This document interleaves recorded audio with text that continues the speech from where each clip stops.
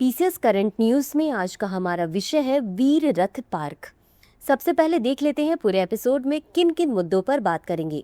सबसे पहले जानेंगे चर्चा में क्यों है, फिर जानेंगे वीर रथ पार्क के बारे में, साथ ही जानेंगे आजाद हिंद फौज के बारे में और अंत में देखेंगे एक अभ्यास प्रश्न को। तो चलिए शुरू करते हैं।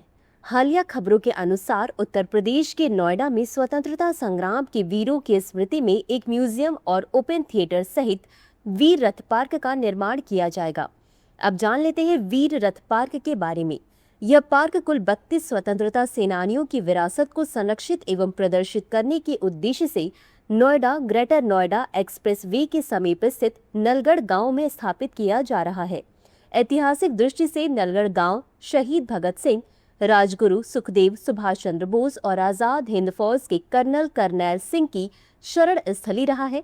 ऐसा माना जाता है कि इन सेनानियों ने यहीं रहकर ब्रिटिश सेना पर हमले की रणनीतियां तैयार की थी। इस पार्क की स्थापना लगभग 22 एकड़ भूमि पर की जाएगी, जिसकी अनुमानित लागत 42 करोड़ रुपए है।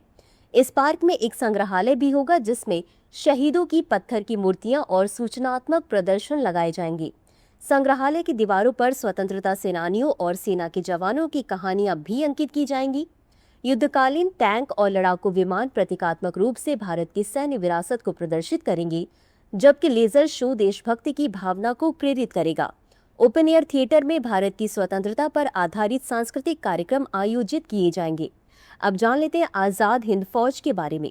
यह द्वितीय विश्व युद्ध के दौरान भारत में ब्रिटिश शासन का सामना करने के उद्देश्य से गठित एक सैन्य बल था, जिसने भारत के स्वतंत्रता संग्राम में महत्वपूर्ण भूमिका निभाई थी।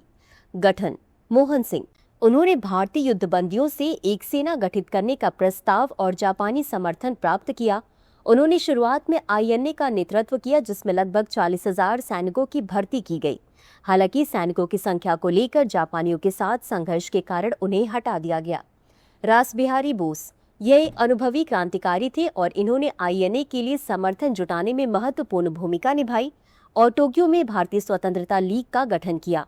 सुभाष चंद्र बोस, 25 अगस्त 1943 को बोस को आईएनए का सुप्रीम कमांडर नियुक्त किया गया और बाद में 21 अक्टूबर 1943 को उन्होंने सिंगापुर में स्वतंत्र भारत की अनंतिम सरकार अथवा आजाद हिंद की स्थापना की।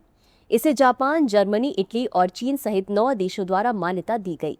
इसी के साथ अंत में देख लेते हैं आज के अभ्यास प्रश्न को। आजाद हिंद फौज के संदर्भ में निम्नलिखित कथनों पर विचार करें। 1. यह द्वितीय विश्व युद्ध के दौरान भारत में ब्रिटिश शासन का सामना करने के उद्देश्य से गठित एक सैन्य बल था। 2. इसने भारत के स्वतंत्रता संग्राम में महत्वपूर्ण भूमिका निभाई थी। उपर्युक्त में से कौन सा या कौन से कथन सही नहीं है या नहीं है? ए केवल 1, बी केवल 2, सी 1 और 2 दोनों, डी न तो 1 और न ही 2। इस प्रश्न का उत्तर कमेंट बॉक्स में जरूर दें। अभी के लिए बस इतना ही। धन्यवाद। डियर व्यूअर्स, अपने एग्जाम की तैयारी को और बेहतर करने के लिए हमारे चैनल को लाइक, शेयर और सब्सक्राइब करना न भूलें।